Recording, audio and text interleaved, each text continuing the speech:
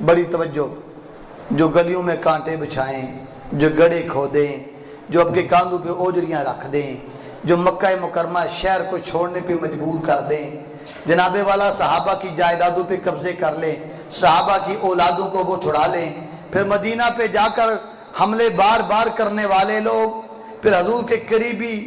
اور بڑی محبوب چچا کو شہید کرنے والے لوگ، کلیجہ چبانے والے لوگ، یہ ساری ظلم و زیادتی کی ایک بڑی لمبی لسٹ ہے، آج حضور کے سامنے ہے۔ میں اور آپ وہاں ہوتے تو کیا رویہ ہوتا؟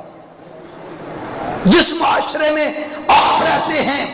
آج تو بھائی بھائی کو معافی دینے کے لیے تیار نہیں۔ اگر اس مجمع میں کوئی ایسا شخص بیٹھا ہے جو اپنے پڑوسی سے ناراض ہے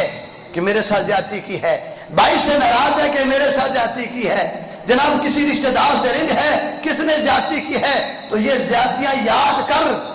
جتنی کافروں نے مصطفیٰ سے کی ہیں اتنی تیرے ساتھ کوئی زیادتی نہیں ہے، لیکن میرے حبیب کا رویہ کیا ہے، اور تو بھی کلمہ پڑھتا ہے، پھر اپنے گلے باندھ میں جھانک، تو میلاد مصطفیٰ کی محفل میں آ کر تو کہاں بیٹھا ہے، میرے نبی کا رویہ دیکھ، رحمت کا اظہار دیکھ۔ محبوب کریم نے فرمایا لا تثریبا علیکم اليوم، جاؤ آج تمہارے اوپر کوئی مواخذہ نہیں، میں نے سب کو معاف فرما دیا۔